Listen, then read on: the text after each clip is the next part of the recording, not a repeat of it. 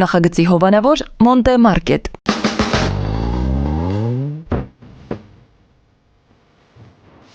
Անի ջան, ես ուր։ Մոնտե Կարլո, Արմեն ջան։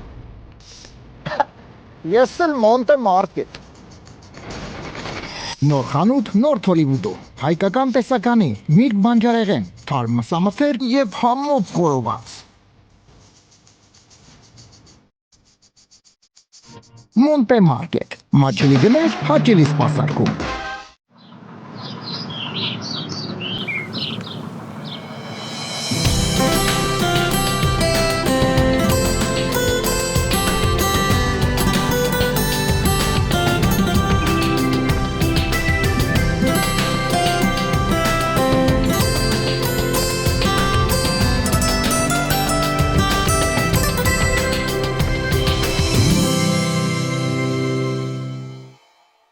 Նախագծի հովանավոր 911 Detox Center։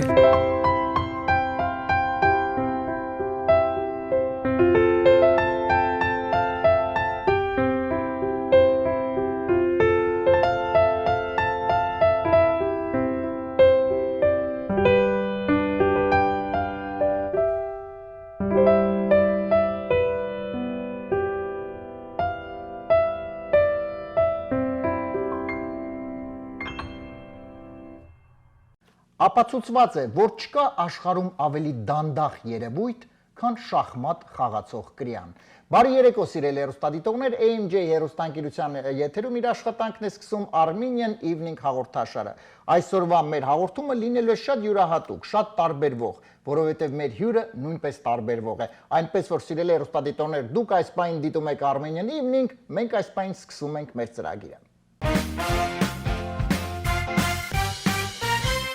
Սիրելի հեռուստադիտողներ, այս պահին սիրով ուզում եմ ներկայացնել մեր նախագծի գործընկերներին եւ շնորհակալություն հայտնել աջակցության համար։ Armenian Evening նախագծի հովանավորն է Մոնտե Մարկետը, հայկական տեսականի, թարմ միս մսամթեր, միրգ, բանջարեղեն, մի խոսքով ամեն հայկականը կա այս խանութում, որի անունն է Մոնտե Մարկետ եւ հեռախոսահամարն է 818 855 1188։ Մեր նախագծի գործընկերն է Lido Palace Resort and Spa հյուրանոցային համալիրը։ Հրաշալի ժամանակ այստեղ կարող եք անցկացնել թե ձեր ընտանիքով, թե ձեր ընկերներով, որովհետեւ այստեղ կան լողավազաններ տաք հանքային ջրով։ Մի խոսքով օգտակար, հաճելի, լավ ժամանցը ապահոված է հենց Lido Palace Resort and Spa հյուրանոցային համալիրում։ Հեռախոսահամարն է 760 329 6033։ Մեր նախագծի գործընկերն է 911 Detox Center կազմակերպությունը, որը օգնում է այն մարդկանց, ովքեր ունեն վնասակար սովորություններ, ունեն կախվածություն, վերադարձնում է լիարժեք կյանքի բառի բուն իմաստով։ Այնպես որ եթե կա խնդիր, եթե ունեք վնասակար սովորություններ, ունեք կախվածություն եւ ցանկանում եք ձերբազատվել, 911 Detox Center-ը հենց ձեզ համար է։ Հեռախոսահամարն է 409 9000 911։ Ես շնորհակալություն եմ հայտնում մեր գործընկերներին եւ ընդամենը մի քանի վայրկյանից սիրով կներկայացնեմ մեր այսօրվա հյուրին։ Եվ այսպես սիրելի հեռուստադիտողներ, այսօր Armenian Evening նախագծի հյուրն է Հայաստանի նարդու ազգային ֆեդերացիայի նախագահ, աշխարհի չեմպիոն եւ գավաթակիր, մի շարք միջազգային մրցաշարերի մրցանակակիր, Հայաստանի միակ քառակի չեմպիոն, միջազգային կարգի սպորտի վարպետ, պարոն Խաչիկ Մելիքյանը։ Բարև ձեզ, Խաչիկ ջան։ Բարև ձեզ։ Շնորհակալ եմ անչափ հրավերքս չմերժելու համար եւ այսօրվա երեկոն միասին անցկացնելու։ Ես եմ շնորհակալ։ Խաչիկ ջան, մենք իհարկե կզրուցենք բնականաբար այսօր մեր թեման լինելու է նարդու մասին, նաեւ իհարկե կզրուցենք ձեզ որպես անհատ, որովհետեւ ձեր անհատ լինելը նարդու առհասարակ մեր հայաստանյան նարդու շատ մեծ է։ Գաղտնիք չէ, որ նարդին ինքը յուրահատուկ առանձնահատուկ սիրված է, հա, մեր ժողովրդի կողմից, որովհետև դե գիտեք, ոնց էր առաջներում երբ ինտերնետ չկար, մարդ գնում էր հյուր, ասում մի հատ նարդի չկա, մի հատ նարդի գցենք։ Հիմա դե փոխվել։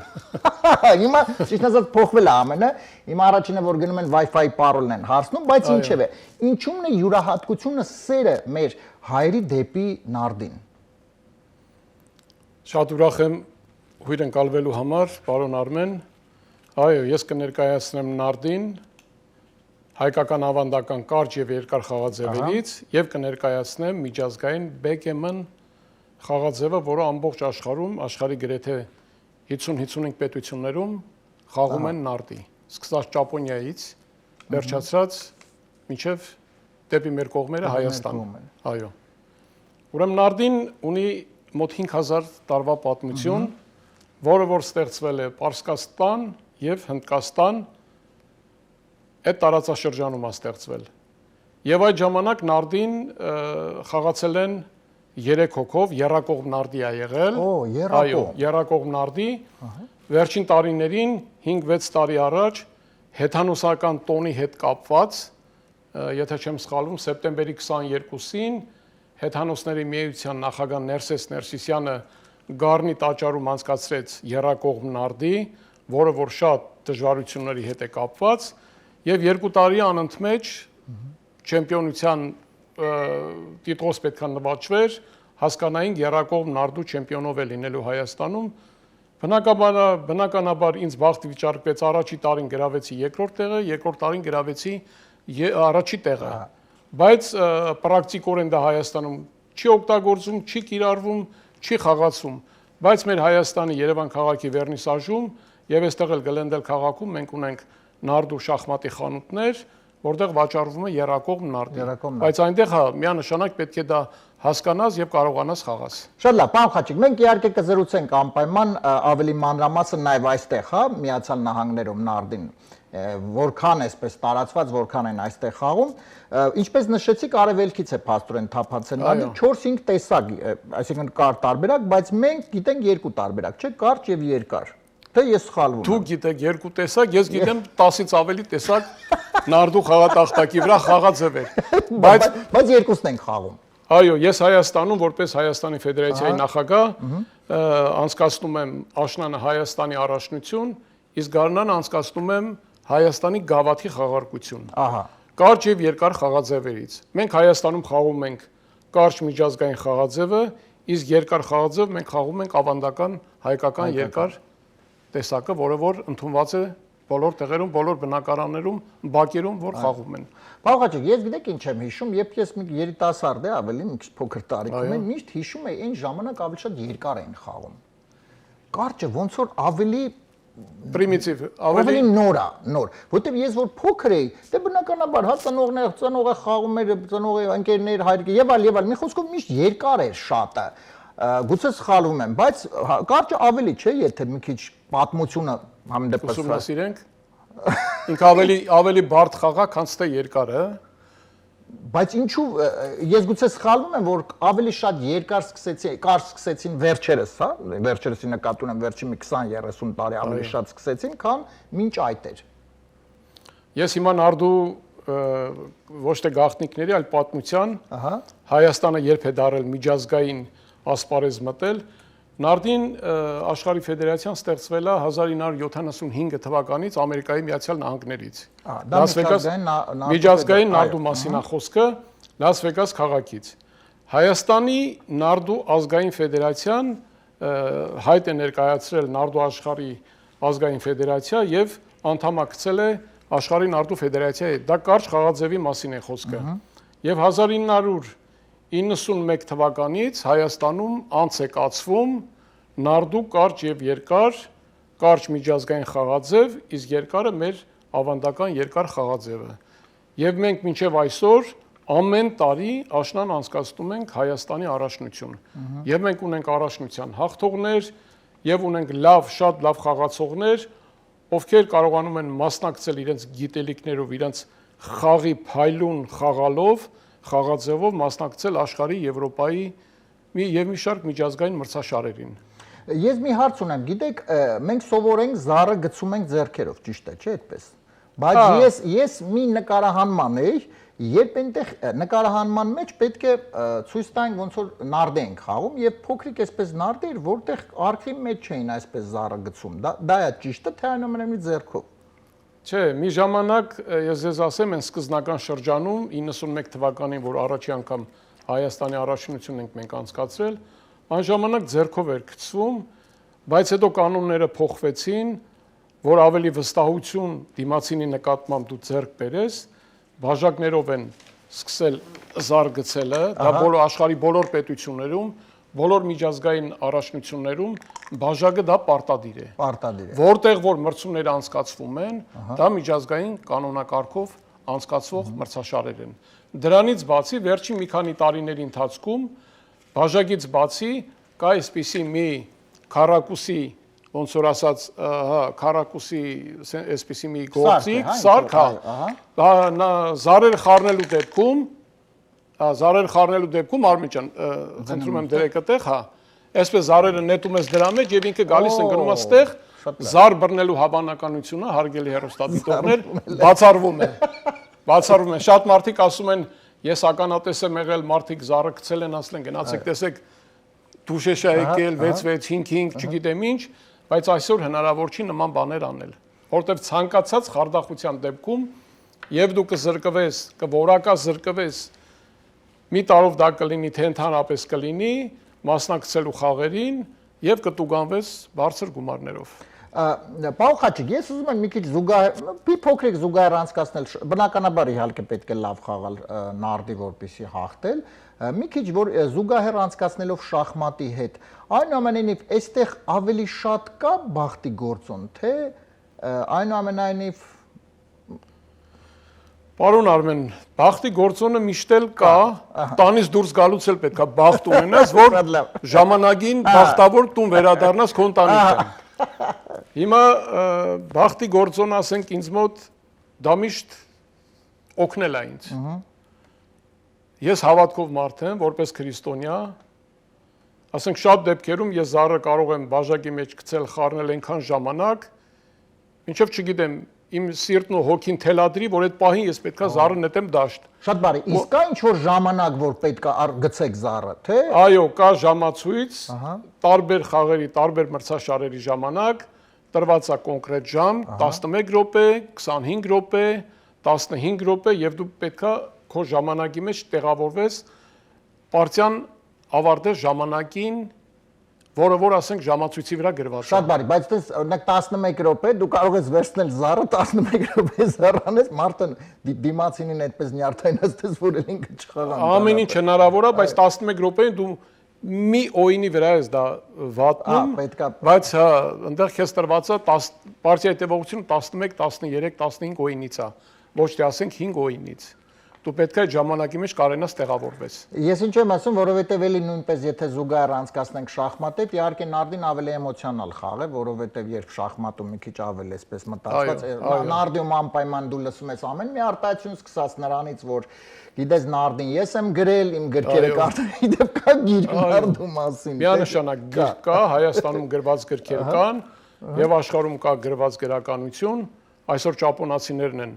նարդու ասպարեզում համարվում ամենաառաջինները եւ ունեն անգլերենով գրված գրքեր, որը որ վաճառվում են բոլոր տեղերում։ Կարող են առնել մրցումների ժամանակ, որպես ասենք վաճառքի, հա, կարող ես առնել եւ ուսումնասիրես։ Պարոն Խաչիկ, իհարկե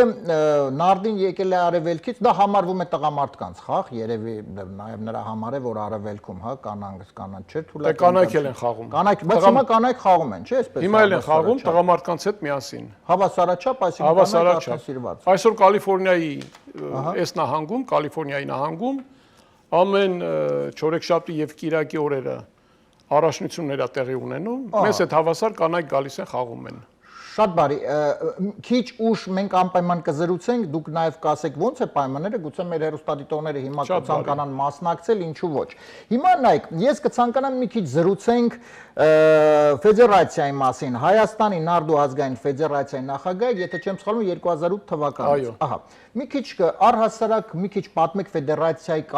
կառուցվածքի մասին, ոնց ընտրություններով է նախագահն ընտրվում է, ոնց է առհասարակ լինում։ Հայաստանի նարդու ազգային ֆեդերացիան ստեղծվել է 91 թվականից, առաջին մեր նախագահն եղել է Վանիկ Մելիքյանը։ Եվ փոխանցվելով մինչև 2008 թվականը, դա ընտրովի է Արմեն ջան, ընտրովի է։ Մենք ունենք նախագահության կազմ, բաղկացած 7 հոգուց, նախագահության կազմը ընտրում են խաղացողները։ Խաղից առաջ 3 տարին մեկ, մեզ մոտ լինում ընտրություններ, 3 տարին մեկ ընտրությունների արդյունքում մենք ունենում ենք նոր նախագահ։ Ի ուրախություն բոլորիս, ես չգիտեմ, դա շատ պատասխանատվություն է, ասենք, նարդու ֆեդերացիայի նախագահի համար, ես ինձ վրա մեծ պատասխանատվություն եմ վերցրել, ընտրել են ինձ եւ ես 2008 թվականից ղեկավարում եմ Հայաստանի նարդու ազգային ֆեդերացիան եւ Հայաստանում եմ անցկացնում մրցաշարեր, հուշամրցաշարեր եւ միջազգային ասպարեզներում մենք Հայաստանի լավագույն խաղացողներով դուրս են գալիս մասնակցելու միջազգային մրցաշարերի։ Ես ուզում եմ մեր հեռուստադիտողին հիշեցման կարգով ասեմ, որ մոտ օրերս ես պատրաստվում եմ Ամերիկայի Միացյալ Նահանգներից մեկնել Թուրքիա, Ստամբուլ քաղաք, որտեղ տեղի կունենա ինձ թվում է ամենաշատ խաղացողների քանակով ամենամեծ մրցաշարերից մեկը, տարվա ամենամեծ մրցաշարերից մեկը, իսկ Հայաստանից նորից 3 լավ խաղացողներ, Հայաստանի չեմպիոններ եւ գավաթակիրներ կգան կմիանան ինձ եւ մենք ունենանք այնտեղ 4-5 հոգյանոց թիմ եւ մենք այնտեղ կմասնակցենք այդ մեծ առաջնությանը։ Իմ միջալյուց եւ կա անհատական առաջնություն այդ խաղերի ժամանակ եւ բոլոր խաղերի ժամանակ, ինչպես նաեւ Հայաստանի առաջնության ժամանակ, եւ կա թիմային առաջնություն, թիմը բաղկացած 3 հոգուց եւ կա զույգերով առաջնություն։ 2 հոգին 2-ի հետ են խաղում, այսինքն մեկը խաղում է, մյուսը խորհրդակցական խորհրդատվության կարգով իրար օգնելով խաղում ենք տվյալ, ասենք, զառը, որը դու նետել ես դաշտի մեջ։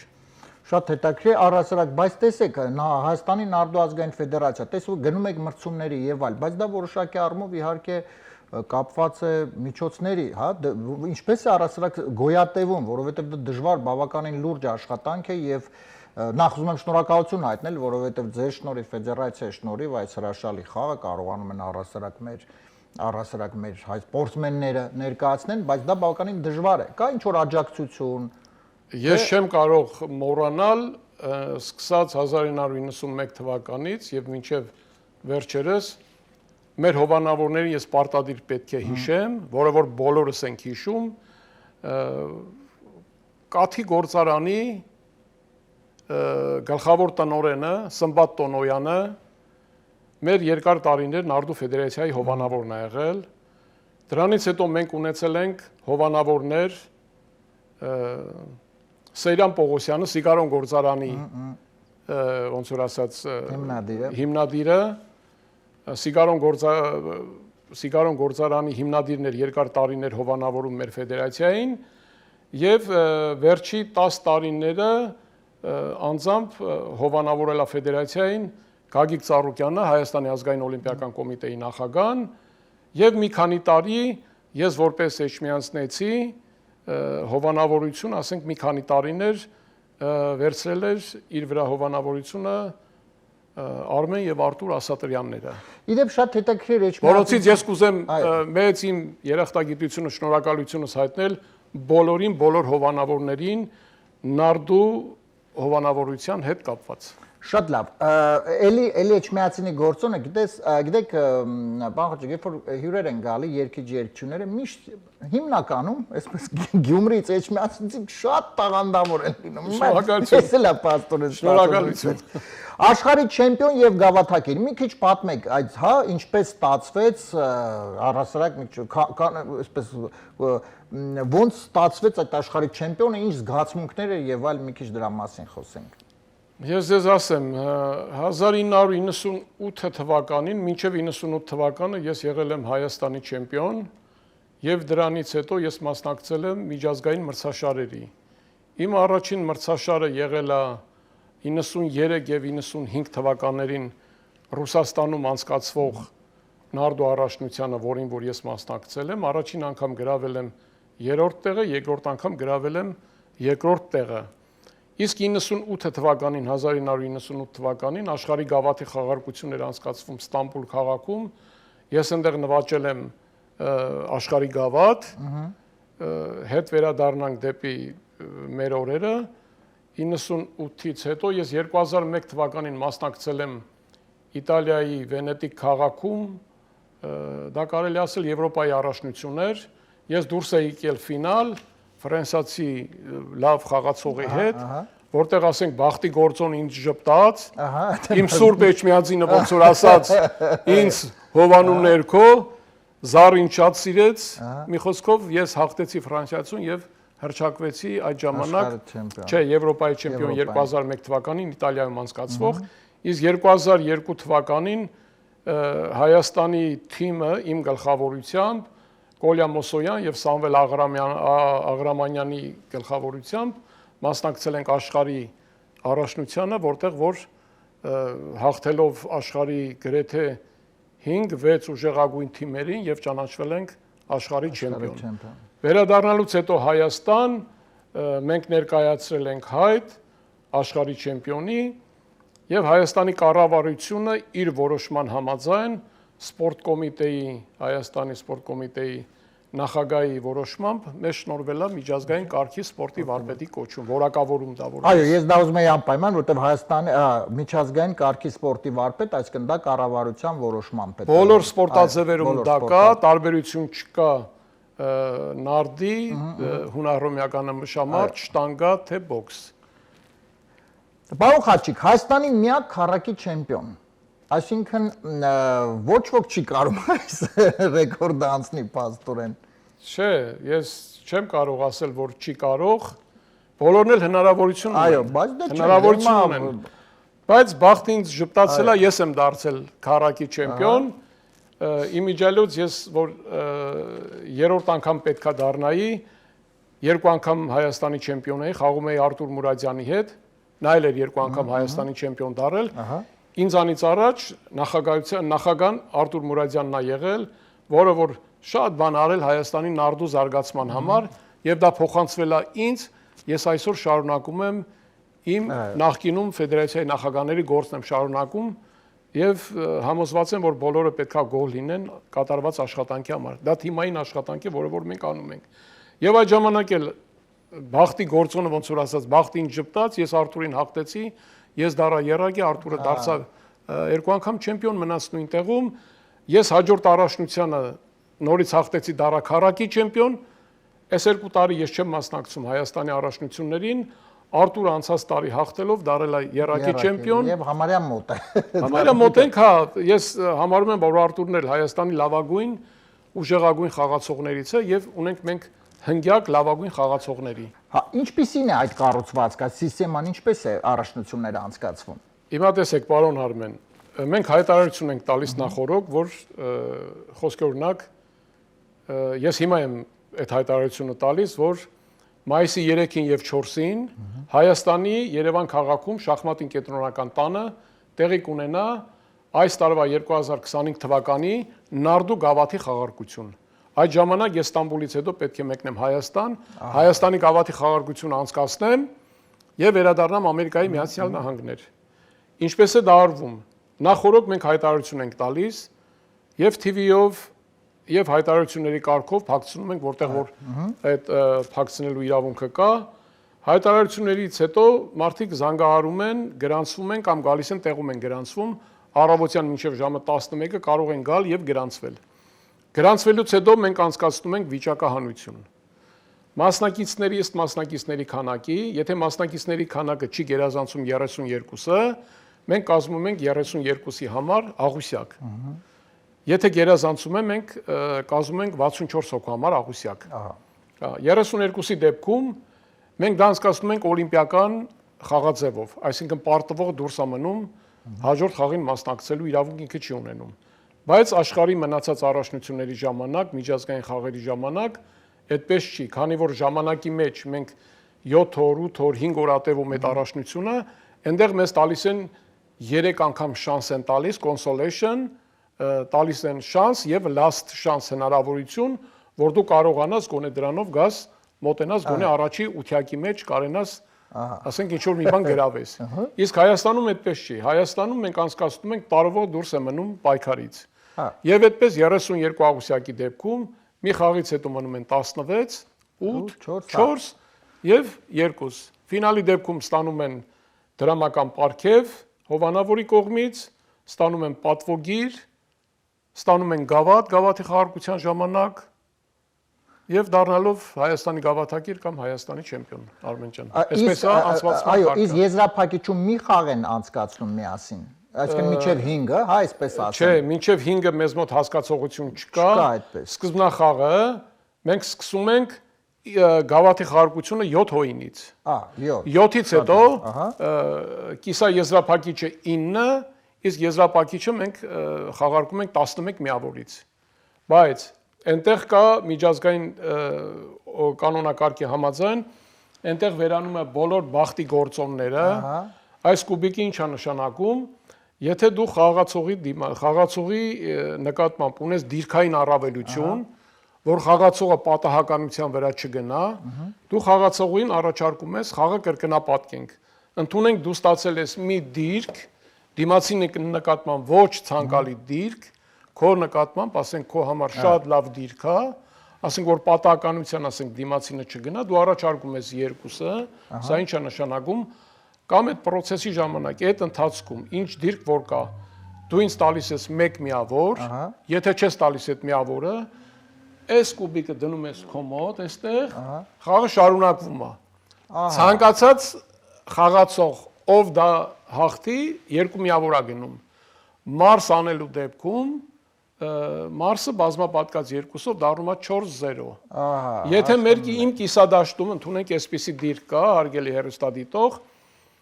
այսպիսի դիրք է ստացվել, ես ունեմ այստեղ բոլոր քարերը հանված է, իմ դիմացի խաղացողը, ասենք այսպիսի դիրք է, իրան մնացել է այստեղ մի քար, ինքը բերել է 4-2։ Եթե ինքը այս իմ կիսադաշտից, այս իմ տանից ինքը դուրս չեկավ այստեղ, դուրս չեկավ, մնաց այստեղ ես հանեցի, սա 3 հոյին է կոչվում, կոքս։ 3 անգամ 2 դա դառնում է 6-0 մի անգամից, պատահականությունները վերանում է։ Մեկ-մեկ կան խաղացողներ, ասում են դե բախտդ բերեց, լավ էլի բախտս բերեց, բայց Արմեն ջան, դու պետքա խաղաս ավելի ճիշտ, ավելի կոռեկտ խաղի ժամանակ, որ սխալներ թույլ չտաս։ Իսկ 18-ից մինչև հա, այսպես որքան կարող են։ Ամենատարեց մարդը, որ ինչ տարիք է եղել, որ խաղացել է։ Հիմա էլ կա պարոն Սերժիկը 86, 87, ձեռքով, ոտով, հա, շատ կարքին, շատ լավ։ Խաղացող մեր հին խաղացողներից, հա, որից որ շատ բան ենք սովորել եւ Այո։ Սովորելու։ Եվ պարոն Խաչիկ, մի փոքրիկ, չնայած ձեզ համար դա իհարկե շատ հեշտ է լինի, մի փոքրիկ Վիկտորինա հարցեր եմ տալու ձեզ նարդու վերաբերյալ։ Խոսեցինք փաստորեն այստեղ չորեքշաբթի եւ կիրակի օրերին անցկացվում են մրցաշարեր, հա։ Մի քիչ մանրամասնենք, յուրաքանչյուրը կարող է գալ եւ մասնակցել, ո՞նց է դա լինում։ Այո, այստեղ Կալիֆոռնիայում շատ առաջնություններ են անցկացվում, հիմնականում չորեքշաբթի եւ կիրակի օրերը անցկացվում են այդ առաջնությունները, բոլորը կարող են գալ եւ մասնակցել, մուտքավճարը $40-ից է սկսում։ Եվ պարտության դեպքում դու կարում ես նորից $5 մուտքավճար մուծելով, երկրորդ անգամ $10, եւ այդ ամբողջ հավաքված գումարը գալիս է մրցանակային ֆոնդ։ Մրցանակային ֆոնդ։ Մրցանակային ֆոնդ։ Այո, բոլորը կարող են գալ, մասնակցել, ովքեր տիրապետում են միջազգային բագամոն խաղաձևին։ Այո, եթե չես տիրապետում, Արմեն ջան, շատ դժվար կլինի։ Ճիշտ է, մեր հայերը մի քանի անգամ եղել են այստեղ Գլենդելի հայերից, ինձ դիմել են գանք խաղանք, ես հասցեն իրենց տվել եմ կամ զանգարել եմ, տեղն ասել եմ, իրենք եկել են, հենց առաջինից պարտվել են ու գնացել են, ասել են, էսի մեր խաղը չի։ Հասցեն, կարող ենք նշել հասցեն։ Ես հասցեն ունեմ հեռախոսիս մեջ, միանշանակ։ Լավ, մենք անպայման կտեղադրենք հասցեն, որպեսզի նաև մեր հեռուստադիտողները, ահա։ Ես հեռուստադիտողին հիշեցնեմ, որ ես անցած տարի, 1 տարի եւ ավել գտնվում եմ Ամերիկայի Միացյալ Նահանգներում, ես այստեղ ունեմ մեծ ծրագրեր նարդու հետ կապված եւ ինտելեկտուալ խաղերի հետ կապված ես Պարոն Խաչիկ, քիչ ուշ զրուցելու ենք հետագա պլանների մասին անպայման, դա ուզում եմ մի քիչ առանձին զրուցենք, որովհետեւ հարգելի հեռուստադիտող, ես անցած տարի Կալիֆոռնիայի բոլոր այդ առաջնություններին, ոչ թե բոլոր, այլ այն առաջնություններին, որտեղ որ ես մասնակցել եմ, գրավել եմ 4-րդ տեղը, այսինքն ռեյտինգով ես 4-րդն եմ եղել։ Ամբողջ Կալիֆոռնիայի, այո, 4-րդն եմ եղել, իսկ տարվա վերջին, այսինքն խաղարկվել է սուպեր գավաթ 2024 թվականի 12 լավագույնների միջև, որտեղ ես 4-րդ համարն եմ եղել, եւ 4 հոգին էլ ընտրովի լավագույն արդյունք ներքևից բարձրացել են վերև, 16 խաղացողներով խաղացել ենք սուպեր գավաթ եւ այնտեղ կարելի ասել ես ճիշտ է բախտի գործոնը այդպես չժպտաց, բայց գրավել եմ 3-ից 4-րդ տեղեր, այո, դե լավագույն, փաստորեն լավագույն 5-ակում եք հա Կալիֆոռնիայի, որը բայց ես ասեմ, պարոն Արմեն, անցած չորեքշաբթի օրը ես նույնպես Հաղթելով բոլոր խաղացողներին գրավել եմ առաջի տեղը։ Շատ լավ է, Ու այսպես, հա։ Հիմա մի քանի հարց կտամ ձեզ, մի փոքրիկ վիկտորինա անենք եւ հետո այնուհետեւ կխոսենք պլանների մասին։ Պատրաստ ենք։ Միանշանակ։ Եվ այսպես, մոտավորապես քանի տարի առաջ է հայտնվել նարդի խաղը, դուք արդեն հաղորդման սկզբում նշեցիք, բայց համեն դեպս եւս մեկ անգամ ես տարբերակները 1000 տարի առաջ, 3, 5 եւ 10։ 5000 տարի առաջ։ 5000 տարի առաջ։ Առաջին ճիշտ պատասխանը, երկրորդը։ Երբ են աշխարհում հայտնվել կարճ նարդիները, 16-րդ դար, 17, 18 եւ 19։ 19-րդ դարում։ Դա միանգամից ասում եք։ Նայեք, աշխարհում կա երկու արձան, որը դեպ նվիրված է նարդու սիրահարներին։ Մեկը մենք գիտենք Երևանում, Այո։ իսկ երկրորդը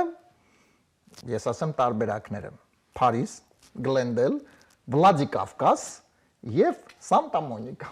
Չի կարա չէ Սանտա Մոնիկայում նարդի խաղացող։ Դե հիմա տեսեք Արմեն ջան, մենք շատերս շատ դեպքերում մտածում ենք, ասում ենք, արդյոք ճապոնացիները նարդի են խաղում։ Բայց Ճապոնիայում կա։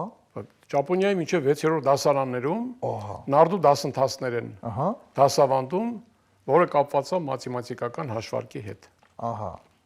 Այո, ինքը հավանականության տեսություն գոյություն ունի։ Ես մի փոքր դա կուզեմ ասեմ, մինչև Վիկտորինայի 3-րդ հարցին անդրադառնալը, այս երկու զառերի մեջ, ուրեմն բոլոր զառերը միասին որ մենք վերցնենք, ինչ կարող է գալ, դա հաստատուն թիվը 100%-անոց թիվը 36, ոչ ավել, ոչ պակաս։ Սկսած 1 2 3 4 4 4 5 5, այս երկու զառերի մասին է խոսքը։ Բոլոր զառերը 5-ը մենք Չէ, 5-ը մասին չի։ Որը որ մենք խաղում ենք, երկու զույգ, մի զույգ զառով, երկու հատ զառով։ Այս զառերի մեջ բոլոր զառերի գումարը վերցրած 36-ը հատ է։ Ահա։ Այսինքն 36-ը մեզ մոտ հաստատուն 100%-անոց թիվ է։ Ոչ ավել, ոչ պակաս։ 36-ի մեջ մենք գիտենք ամենաշատ զառը ինչ կարա գա եւ ինչը չի կարա գա։ Ամենաշատը գալիս է 7 եւ 8։ Երկու զառի դեպքում։ Այսինքն 6-ը նետումի ժամանակ, 6 զառ եթե նետես, մի հատ ինքը պետքա 7 գա անպայման։ 60 հատ նետելու դեպքում 10 հատ 7-ը պետքա գա։ Միանշանակ խաղի ընթացքում քարը պետքա բաց չթողնես 7-ի եւ 8-ի տակ։ 8-ն էլ է տոկոսային նույն հարաբերությունը 33.3%, 100%-ի մեջ, բայց 8-ը այնտեղ գալիս է 2-2, 4-4, 6-2 եւ 5-3։ Իսկ 7-ի դեպքում ինքը գալիս է 6-1, 5-2 եւ 4-3, այսինքն բոլոր զառերի մեջ 7-ը կա։ 7-ը կա։ Դա կրկին պատասխան ենք իմանում նարդի։ Դե ուշադիր պետքա լինես, կարող է պատահականություն ստացվի, դու ճիշտ խաղաս, ինքը այդ օինը քեզ հաղթի, բայց դա չի նշանակում,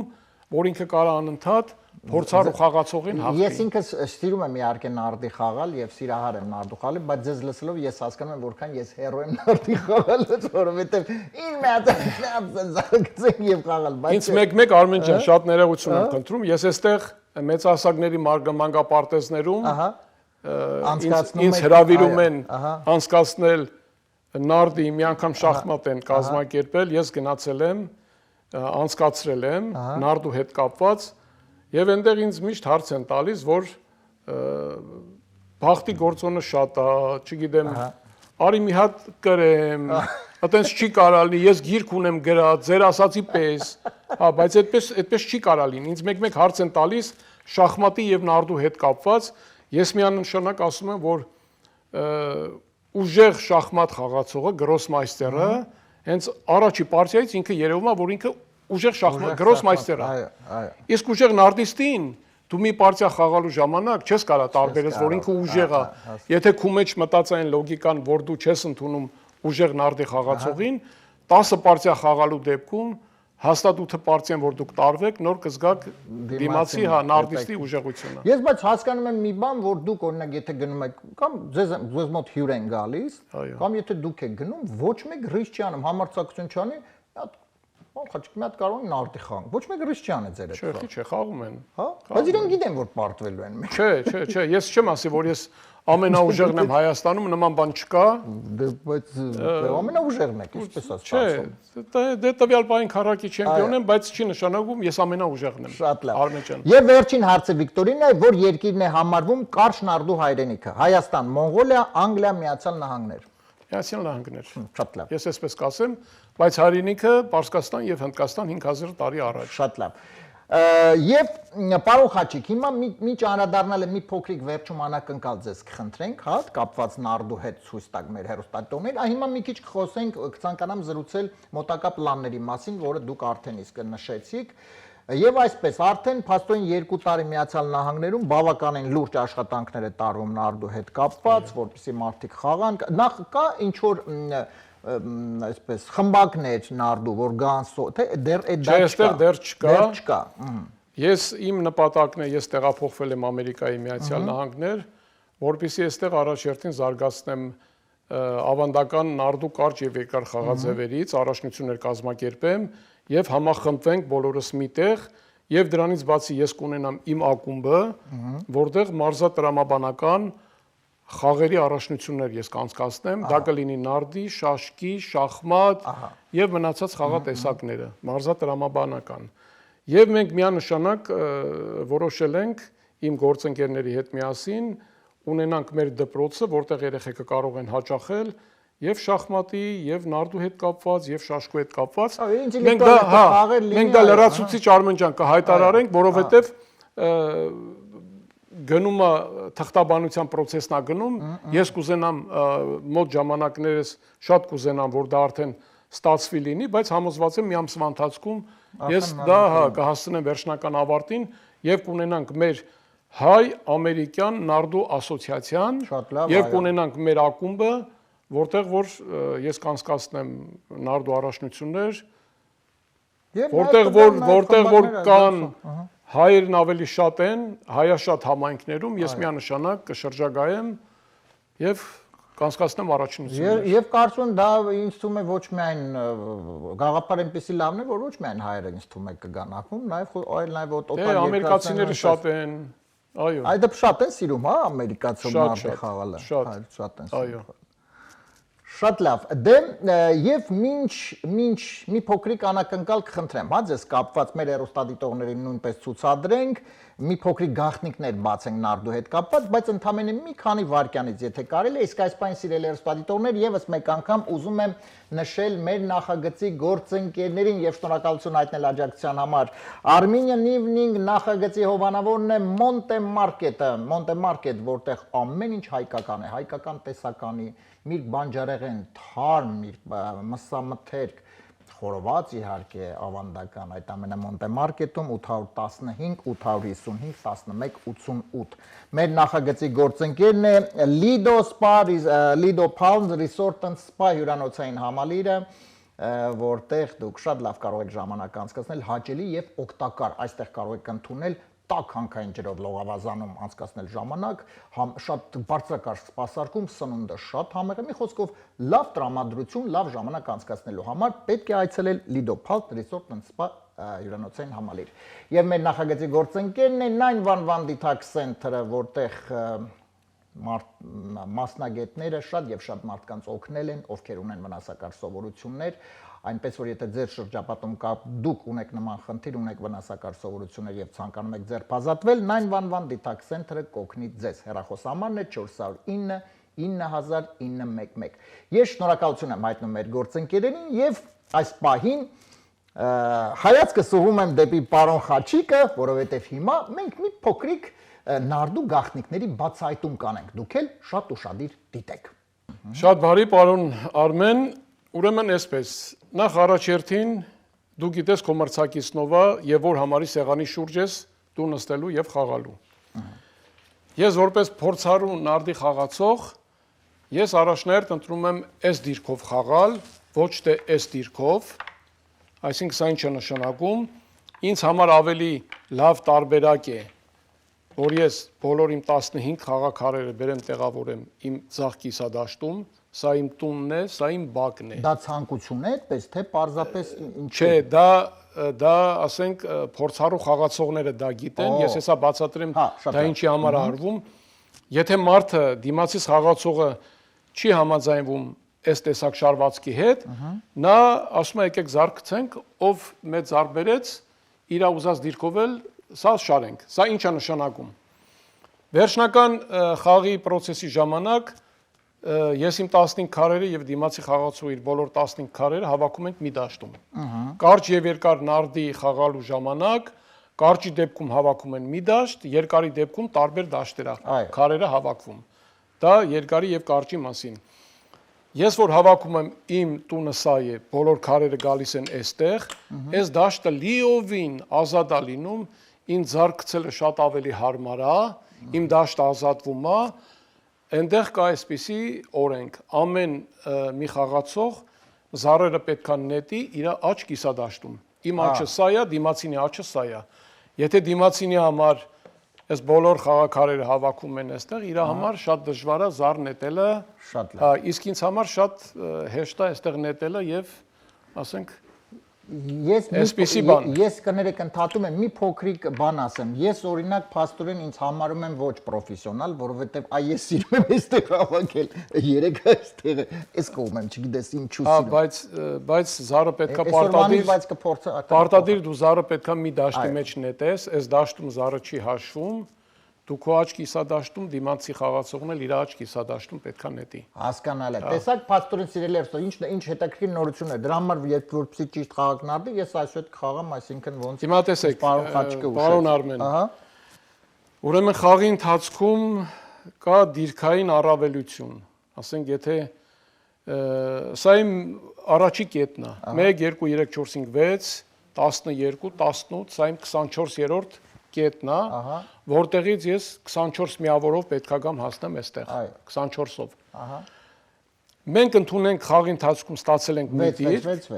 6-6, ստացել ենք մի դիրք, այս ժամանակ մենք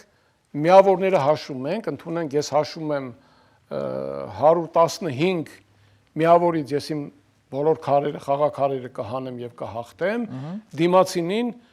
ասենք 130 15 միավոր ինքը ինձանից հետ է մնում միավորների տեսակետից։ Դա ինչ է նշանակում։ 15-ը նշանակում է մի հատ 3-3, դա 12 միավոր, 4 անգամ 3 12, ընդեղ էլ ինչ մնաց 13, մի հատ էլ իքիբիր, այսինքն 2-1, բայց զառերը դեպքում իմ ձեռքն է, ես պետքա նետեմ, մինիմում նետումի ժամանակ 7-ը պետքա գա, հələ 7 էլ դրա վրա պետքա մենք գումարենք։ Դիմացի խաղացողը, եթե պրոֆեսիոնալ խաղացող է, միավորները հաշվի առնում, տեսնում է, որ մի 20 միավոր ինքը ինձանից հետ է, միանշանակ խաղում ասում է 1-0 քեզ։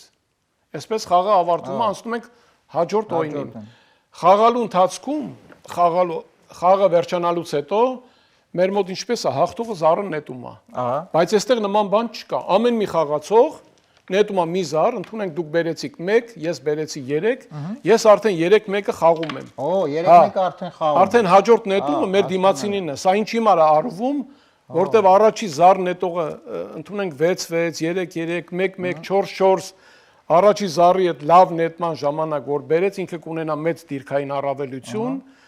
իսկ այս դեպքում բալանսը պահվում է, գոնե դիմացի խաղացողը զառը զույգել նետի, գոնե կգա կհավասարվի միավորներով, այդքան տարբերություն չի լինի։ Շատ լավ, հետաքրքիր է։ Այո։ Եվ եւս մի փոքրիկ դուք ինձ ասում եք, խոսում ենք հաղորդումից առաջ կապված 5 քարերի հետ, 5 զառերը 5 հատ որ հաշվարկ ենք անում։ Դա էլ կբացահայտենք, եթե կա, ես որպես հեռուստադիտող հիմա նստած։ Լավ, շատ բարի։ Ես այսպիսի մի խնդիր որպես մի հատ փորձենք, ես հիմա հեռուստադիտող հաշվարկի հետ կապված Արմեն ջան, ես ձեզ եմ առաջարկում։ Մի հատ փորձենք։ Սիրելի հեռուստադիտողներ, հիմա պատկերացեք ես ձեր կողմից եմ, այտենց ես ձեր կողմից եմ հիմա։ Հիմա Արմեն ջան, ես ձեզ առաջարկում եմ 3 հատ ցանկացած զառ խաղակ, ցանկացած զառի դեպքում 1 2 3 4 5 6 այս բոլոր այս տները այսպես փակեք։ 3 հատ ցանկացած զառի դեպքում, այն ինչ որ դուք կուզեք։ Այսինքն 3 հատ ցանկացած զառի դեպքում ստանաք այս դիրքը։ Ես հիմա կարող եմ գցել 3 զառ։ Չէ, չես գցում, ասում ես ու խաղում ես, ասենք։ նետում պետք չի։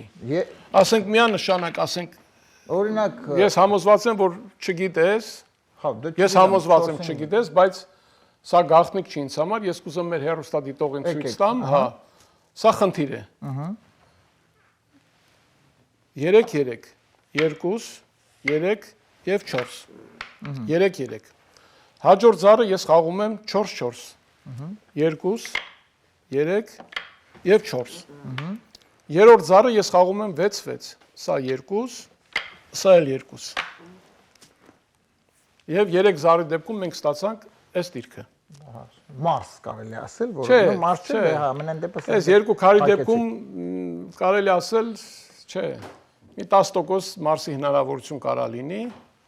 եթե 3-4 քարը լիներ, ասենք հավանականություն մեծ է Մարս լինելու։ շատ լավ։ Սա ասենք, Այո։ սա ասենք կարճ նարդու խաղի ընթացքում որպես խնդիրներ շատ կան։ Ես հիմա մի հատ ասենք երկար նարդու հետ կապված նորից մի խնդիր կառաջարկեմ եւ դրա պատասխանը եւ ձեզ կասեմ եւ մեր հեռուստադիտողին։ Դրանից բացի ես այսպեսի մի, չգիտեմ, երևի շատերը կարող է ես մի քանի տեղ ասել եմ, այստեղ Հայաստանում էլ գիտեն, ընդունենք ես 5000-ն Արմեն ջան, 5000 քանի զար ուզում ես այստեղից վերցրա։ Քանի զար կուզես, այս 8 զարերից քանի հատ ուզում ես վերցրա։ 3 հատ։ 3 հատ վերցրա։ Վերցրեցի 3։ Հիմա այդ 3 հատը նետում ես, ես չեմ նայում ինչ ես նետել։ Շատ լավ։ Չեմ նայում։ Դե դու կողնայք նետեցի։ Այո, ես նայեմ։ Նետեցի, ահա։ Նետել ես։ Այո։ Հիմա այդ զարերից մի զարը ինձ դու ասում ես ինչա կանգնել։ Վերևի թիվն ես ասում։ Վերևի թիվը մեկը։ Մեկն ես ասում։ 6։ 6։ Հիմա այս 3-ը գումարում ես իրար, վերևի Բոլոր 3-ը։ բոլոր 3-ը գումարում ես իրար։ Գումարեցի եւ դրա տակի թվերն էլ գումարում ես իրար, ես քեզ պատասխանը ասում եմ ինչա։ Ահա։ Գումարեցի։ Այո։ Ինձ թվում է 21։ Այո։ Բրավո։ Սիրելի հեռուստադիտողներ, ես ցույց տամ, փաստորեն նայեք։ 6-4-3, խնդրեմ խոշոր պլանով 6-4-3 դա 13։ 6-4-3 13 եւ հակառակ կողմը 14, 17 եւ 21։ Ահա, խնդրեմ, բրավո։ Ես մի խնդիր էլ ես կասեմ, Ահա։ երկարի ասենք, դա այն պրոֆեսիոնալ նարդի խաղացողները գիտեն։ Ես կուզեմ մեր հեռուստադիտողը թող ավելի ոնց որ ասած պատկերացում կազմի երկար նարդու հետ կապված։ Արմեն ջան, ընդունենք զար չկա։ Զար չկա։ Մեկին հնարավորություն է տրված սկզբից մինչև վերջ խաղանի 1-1, մյուսը խաղանի 6-6։ Դուք որ մինչև վերջ մեկը խաղա 6-6, մյուսը խաղում է 1-1, սկզբից մինչև վերջ։ Ով շուտ կվերջացնի խաղը։ Ով շուտ։ Հա, դե եթե ըստ տրամադրության պետք է երևի ով 6-6, բայց երևի 1-1-ը, հա, շուտ կվերջացնի։ Հիմա տեսեք, եթե խնդրի պատասխանը չգիտեք, այսինքն 6-1-ը խաղում է 6-6 միշտ։ Մեկը խաղում է սկզբից մինչև վերջ, մինչև հանելը։ Մեկը 6-6, մյուսը 1-1։ Ահա։ Այստեղ հաղթում է մեկը։ Մի զարնա հաղթում, կամ 1-1-ը կամ 6-6-ը։ Ես դրա պատասխանը գիտեմ, որ հաղթում է 1-1-ը 100%-ով։ 1-1-ն է։ 1-1-ն է հաղթում։ Բայց եթե դու դրա պատասխանը չգիտես, Արմեն ջան, իմ հետ խաղալուց ես եւ 1-1-ով քեզ կհաղթեմ, եւ 6-6-ով։ Քանի որ խնդրի պատասխանը չգիտես։ Շատ լավ, այո։ Բայց հաղթում է 100%-ով 1-1 խաղացողը։ Սիրելի հեռուստադիտողներ, այո, նույնպես կարող եք հենց հիմա մեր հաղորդումից հետո օրինակ փորձել, կամ ոչ միայն մեր հաղորդումից հետո առասարակ փորձեք երկար նարդու մասին է խոսքը, մի հոգի խաղում է, այսինքն առանց զար, առանց զար։ Մեկը խաղում է 1-1, միջև խաղի վերջին մեկը 6-6։ Տվյալ պարագայում դե տեսնենք 1-1-ը ոնց է հաղթում, այ տենց։ Շատ լավ։ Եվ նարդին ես ձեզ ասեմ Արմեն ջան, շատ հետաքրքիր պատմություն ունի։ Մենք Հայաստանի հավաքականով, Հայաստանին լավագույն խաղացողներով մասնակցել ենք աշխարհի գրեթե բոլոր լավ միջազգային առաջնություններին եւ ունեցել ենք բարձր պարգևներ։ Մինչեւ անգամ ես խաղացել եմ իմ ընկերների հետ միասին Լևոն Պետրոսյանի, որը որ շախմատիստ Տիգրան Պետրոսյանի հայրն է։ Տիգրան Պետրոսյանը մեր հյուրն է եղել հաղորդման։ Ես շատ ուրախ եմ, իմ լավագույն ընկերներն են, ես Լյովայի հետ ընկերություն եմ անում եւ լավ խաղացողներ, մենք Թուրքիայում մինչև անգամ առաջի տեղը գրավեցինք, Մինչև եթե այդ ժամանակ իրանք չէին ուզում ասեին հաղթողը Հայաստանից է, ես քանի որ թուրքերենին լավ տիրապետելով թուրքերեն լեզվին, ես ասեցի մինչև չասեք Հայաստանից հաղթող, Խաչիկ Մելիքյան, Լևոն Պետրոսյան, մենք մրցանակը չենք ստանա, դա մեզ մար պատիվ է։ Միանշանակ, եւ դա եղել է թուրքական Կիպրոսում եւ Ստամբուլ քաղաքում մենք ունեցել ենք լուրջ հաջողություններ, առաջի տեղ։ Բրավո։ Պարոն Խաչիկ, ես շնորհակալություն եմ հայտնում, իդեպ դուք արդեն նշեցիք, որ մի քանի օրից մեկնումեք կրկին նոր մրցաշարի, մաղթում եմ իհարկե հաղթանակով անպայման վերադարձ եւ ուզում եմ շնորհակալություն հայտնել ձեզ այս հրաշալի լավ հարցազրույցի համար եւ կարծում եմ շատ մեր հեռուստադիտողները բազմաթիվ շատ նոր բաներ իմացան այս հրաշալի խաղի մասին եւ որի համար ձեզ շնորհակալություն եմ հայտնում։ Ես կուզեմ իմ շնորհակալությունը հայտնել AMGA հեռուստաընկերությանը, տնօրինությանը եւ անձամբ ձեզ Արմեն ջան, այս գեղեցիկ անակնկալ ինձ մատուցելու համար եւ իմ կողմից, ինչու՞ չէ ֆեդերացիայի կողմից այս միջազգային զառերը, 3 զույգ զառեր, ես կուզեմ նվիրել ձեզ, շնորհակալություն, փոխանցելով մի զույգը ձեզ, տնօրենին, մեր լավագույն ընկերոջը եւ մյուսումը որ կցանկանաք։ Շնորհակալություն։ Թող ձեզ հաջողություն։ Թող ձեզ հաջողություն բերի։ Բոլորիս, այո, շնորհակալ եմ։ Ես շատ ուրախ եմ։ Շնորհակալություն։ Շատ հաճելի էր։ Շնորհակալություն։ Սիրելի հեռուստադիտողներ, այսօր այսքանը եւս մեկ անգամ ուզում եմ հիշեցնել, որ այսօր Armenian Evening նախագծի հյուրն էր Հայաստանի Նարդու ազգային ֆեդերացիայի նախագահ, աշխարհի չեմպիոն եւ գավաթակիր, մի շարք միջազգային մրցաշարերի մրցանակակիր, Հայաստանի միակ քառակի չեմպիոն, միջազգային կարգի սպորտի վարպետ պարոն Խաչիկ Մելիքյանը։ Շնորհակալություն եւ ձեզ սիրելի հեռուստադիտողներ, մենք անպայման կհանդիպենք ընդամենը 1 շաբաթ անց, առողջ եղեք։ Lido Palms Resort and Spa. Оздоровительный центр в Desert Hot Springs, недалеко от Palm Springs, предлагает вам незабываемый отдых. Открытые и закрытые бассейны, джакузи, горячая минеральная целебная вода, специальный массажный кабинет, спа и бесплатная парковка. В оздоровительном центре 10 отдельных номеров, оборудованных всем необходимым для полноценного и качественного отдыха, включая санузел и кухню. Ванны с горячей минеральной водой полезны при болях в костях, отложениях солей, проблемах с нервной системой и многих других недугах. Прекрасный целебный отдых в оздоровительном центре Lido Palms Resort and Spa. Бронируйте номера заранее по телефону 760 329 60 33. Նախագծի հովանավոր 911 Detox Center։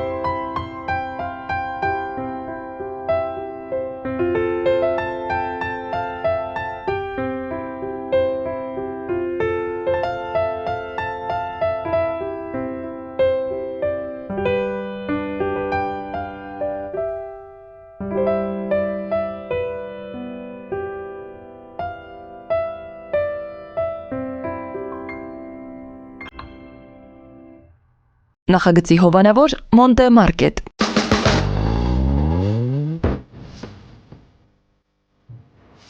Անի ջան, էսուր։ Մոնտե Կարլո, Արմեն ջան։ Ես էլ Մոնտե Մարկետ։ Նոր խանութ, նոր Հոլիվուդում, հայկական տեսականի, միրգ բանջարեղեն, թարմ մսամթեր եւ համով խորոված։ Մոնտե Մարկետ, մաչելի գներ, հաճելի սպասարկում։